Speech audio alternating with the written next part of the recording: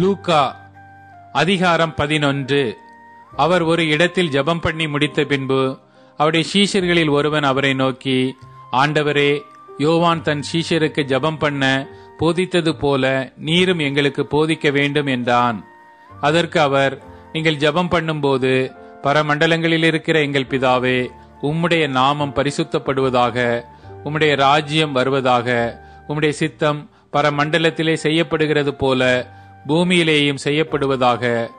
எங்களுக்கு வேண்டிய ஆகாரத்தை அன்றென்றும் எங்களுக்கு தாரும். எங்கள் பாவங்களை எங்களுக்கு மன்னியும், நாங்களும் எங்களிடத்தில் கடன்பட்ட எவனுக்கும் மன்னிக்கிறோமே. எங்களை சோதனைக்குட்பட பண்ணாமல் தீமை நின்று எங்களை ரட்சித்துக் கொள்ளும் என்று சொல்லுங்கள் என்றார். பின்னும் அவர் அவர்களை நோக்கி, உங்களில் ஒருவன் தனக்கு சிநேகிதனாய் இருக்கிறவனிடத்தில் பாதி ராத்திரியிலே போய், சிநேகிதனே, என் சிநேகிதன் ஒருவன் வழி பிரயாணமாய் என்னிடத்தில் வந்திருக்கிறான். அவன் முன் வைக்கிறதற்கு என்னிடத்தில் ஒன்றுமில்லை. நீ 3 அப்பங்களை எனக்கு கடனாக தர வேண்டும் என்று கேட்டுக்கொண்டான். வீட்டுக்குள் இருக்கிறவன் பிரதியுத்தரமாக, என்னை தொந்தரவு செய்யாதே, கதவு பூட்டியாயிற்று, என் பிள்ளைகள் என்னோட கூட படுத்திருக்கிறார்கள், நான் எழுந்திருந்து உனக்கு தரக்கூடாது என்று சொன்னான். பின்பு தனக்கு அவன் சிநேகிதனாய் இருக்கிறது நிமித்தம் எழுந்து அவனுக்கு கொடாவிட்டாலும் தன்னிடத்தில் அவன் வருந்தி கேட்கிறது நிமித்தமாவது எழுந்திருந்து அவனுக்கு தேவையானதை கொடுப்பான் என்று உங்களுக்கு சொல்லுகிறேன். மேலும் நான் உங்களுக்கு சொல்லுகிறதாவது, கேளுங்கள், அப்பொழுது உங்களுக்கு கொடுக்கப்படும், தேடுங்கள், அப்பொழுது கண்டடைவீர்கள், தட்டுங்கள், அப்பொழுது உங்களுக்கு திறக்கப்படும். ஏனென்றால் கேட்கிறவன் எவனும் பெற்றுக்கொள்கிறான், தேடுகிறவன் கண்டடைகிறான், தட்டுகிறவனுக்கு திறக்கப்படும். உங்களில் தகப்பனாயிருக்கிற ஒருவனிடத்தில் மகன் அப்பம் கேட்டால் அவனுக்கு கல்லை கொடுப்பானா? மீனை கேட்டால் மீனுக்கு பதிலாய் பாம்பை கொடுப்பானா? அல்லது முட்டையை கேட்டால் அவனுக்கு தேலை கொடுப்பானா? பொல்லாதவர்களாகிய நீங்கள் உங்கள் பிள்ளைகளுக்கு நல்ல ஈவுகளை கொடுக்க அறிந்திருக்கும் போது, பரம பிதாவானவர் தம்மிடத்தில் வேண்டிக் கொள்ளுகிறவர்களுக்கு பரிசுத்த ஆவியை கொடுப்பது அதிக நிச்சயம் அல்லவா என்றார். பின்பு அவர் ஊமையாயிருந்த ஒரு பிசாசை துரத்தினார். பிசாசு புறப்பட்டு போன பின்பு ஊமையன் பேசினான். ஜனங்கள் ஆச்சரியப்பட்டார்கள். அவர்களில் சிலர், இவன் பிசாசுகளின் தலைவனாகிய பெயல்செபூலை கொண்டு பிசாசுகளை துரத்துகிறான் என்றார்கள். வேறு சிலர் அவரை சோதிக்கும்படி வானத்திலிருந்து ஒரு அடையாளத்தை காட்ட வேண்டும் என்று அவரிடத்தில் கேட்டார்கள். அவருடைய சிந்தனைகளை அவர் அறிந்து அவர்களை நோக்கி, தனக்குத்தானே விரோதமாய் பிரிந்திருக்கிற எந்த ராஜ்யமும் பாழாய்ப்போம், தனக்குத்தானே விரோதமாய் பிரிந்திருக்கிற எந்த வீடும் விழுந்து போம். சாத்தானும் தனக்குத்தானே விரோதமாய் பிரிந்திருந்தால் அவன் ராஜ்யம் எப்படி நிலைநிற்கும்? இப்படி இருக்க பெயல்செபூலை கொண்டு நான் பிசாசுகளை துரத்துகிறேன் என்கிறீர்களே. நான் பெயல்செபூலினாலே பிசாசுகளை துரத்தினால் உங்கள் பிள்ளைகள் அவைகளை யாராலே துரத்துகிறார்கள்? ஆகையால் அவர்களே உங்களை நியாயம் தீர்க்கிறவர்களாயிருப்பார்கள். நான் தேவனுடைய விரலினாலே பிசாசுகளை துரத்துகிறபடியால் தேவனுடைய ராஜ்யம் உங்களிடத்தில் வந்திருக்கிறதே. ஆயுதம் தரித்த பலவான் தன் அரமனையை காக்கிற போது அவனுடைய பொருள் பத்திரப்பட்டிருக்கும். அவனிலும் அதிக பலவான் வந்து அவனை மேற்கொள்வானே ஆகில், அவன் நம்பியிருந்த சகல ஆயுத வர்க்கத்தை பறித்து கொண்டு அவனுடைய கொள்ளை பொருளை பங்கிடுவான். என்னோடே இராதவன் எனக்கு விரோதியாயிருக்கிறான், என்னோடே சேர்க்காதவன் சிதறடிக்கிறான்.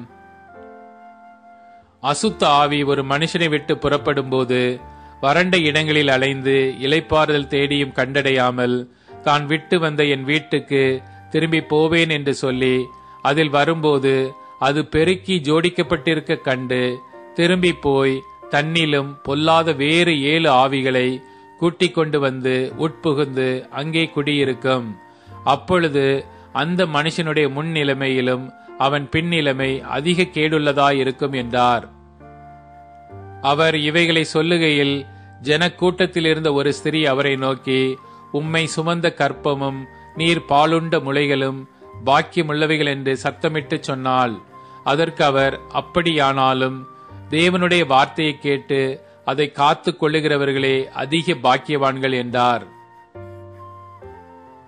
ஜனங்கள் திரளாய் கூடி வந்திருக்கிற பொழுது அவர், இந்த சந்ததியார் பொல்லாதவர்களாயிருக்கிறார்கள், அடையாளத்தை தேடுகிறார்கள். ஆனாலும் யோனா தீர்க்கதரிசியின் அடையாளமே அன்றி வேறே அடையாளம் இவர்களுக்கு கொடுக்கப்படுவதில்லை. யோனா நினிவே பட்டணத்தாருக்கு அடையாளமாயிருந்தது போல மனுஷகுமாரனும் இந்த சந்ததிக்கு அடையாளமாயிருப்பார். தென் தேசத்து ராஜஸ்திரி சாலமோனுடைய ஞானத்தை கேட்க பூமியின் எல்லைகளிலிருந்து வந்தால், இதோ சாலமோனிலும் பெரியவர் இங்கே இருக்கிறார். ஆதலால் நியாய தீர்ப்பு நாளிலே அந்த ராஜஸ்திரி இந்த சந்ததியாரோடு எழுந்து நின்று இவர்கள் மேல் குற்றம் சுமத்துவாள். யோனாவின் பிரசங்கத்தை கேட்டு நினிவே பட்டணத்தார் மனம் திரும்பினார்கள். இதோ யோனாவிலும் பெரியவர் இங்கே இருக்கிறார். ஆதலால் நியாய தீர்ப்பு நாளிலே நினிவே பட்டணத்தார் இந்த சந்ததியாரோடு எழுந்து நின்று இவர்கள் மேல் குற்றம் சுமத்துவார்கள். ஒருவனும் விளக்கை கொளுத்தி மறைவிடத்திலாவது மரக்காலின் கீழேயாவது வைக்காமல் உள்ளே வருகிறவர்கள் வெளிச்சம் காணும்படி அதை விளக்கு தண்டின் மேல் வைப்பான். கண்ணானது சரீரத்தின் விளக்காயிருக்கிறது. உன் கண் தெளிவாயிருந்தால் உன் சரீரம் முழுவதும் வெளிச்சமாயிருக்கும். உன் கண் கெட்டதாயிருந்தால் உன் சரீரம் முழுவதும் இருளாயிருக்கும். ஆகையால் உன்னிலுள்ள வெளிச்சம் இருளாகாதபடிக்கு எச்சரிக்கையாயிரு.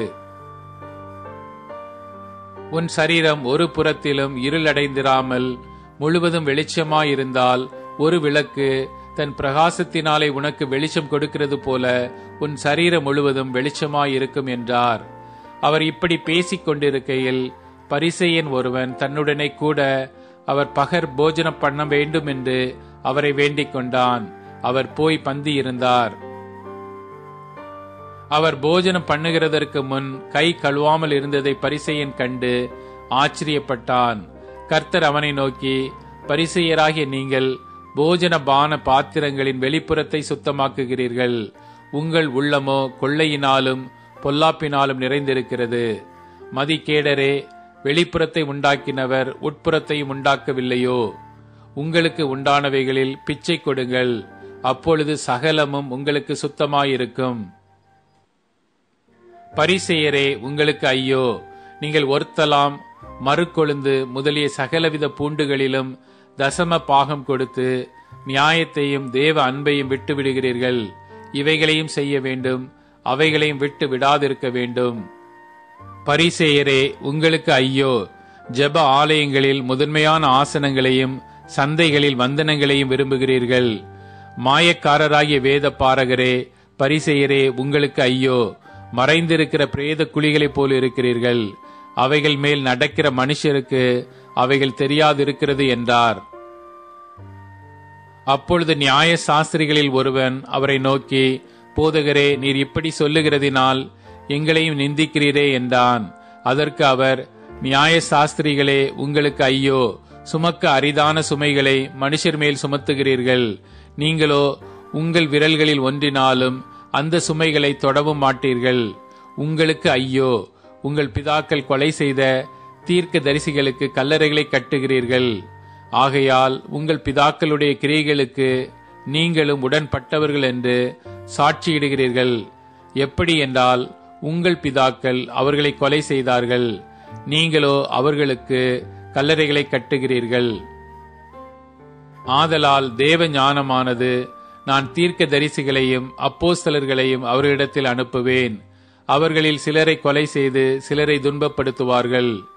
ஆபேலின் இரத்தம் முதல் பலிபீடத்துக்கும் தேவ ஆலயத்துக்கும் நடுவே கொலையுண்ட சகரியாவின் இரத்தம் வரைக்கும் உலகத் தோற்றம் முதற்கொண்டு சிந்தப்பட்ட சகல தீர்க்க தரிசிகளுடைய இரத்த பலியும் இந்த சந்ததியினிடத்தில் கேட்கப்படத்தக்கதாக அப்படி செய்வார்கள் என்று சொல்லுகிறது. நிச்சயமாகவே இந்த சந்ததியினிடத்தில் அது கேட்கப்படும் என்று உங்களுக்கு சொல்லுகிறேன். நியாய சாஸ்திரிகளே, உங்களுக்கு ஐயோ! அறிவாகிய திறவுகோலை எடுத்துக்கொண்டீர்கள், நீங்களும் உட்பிரவேசிக்கிறதில்லை, உட்பிரவேசிக்கிறவர்களையும் தடை பண்ணுகிறீர்கள் என்றார். இவைகளை அவர்களுக்கு அவர் சொல்லுகையில் வேத பாரகரும் பரிசேயரும் அவர் மேல் குற்றம் சாட்டும் பொருட்டு அவர் வாய்மொழியில் ஏதாகிலும் பிழை கண்டுபிடிக்க வேண்டும் என்று உபாயம் பண்ணி அவரை மிகவும் நெருக்கவும் அநேக காரியங்களை குறித்து பேசும்படி அவரை ஏவவும் தொடங்கினார்கள்.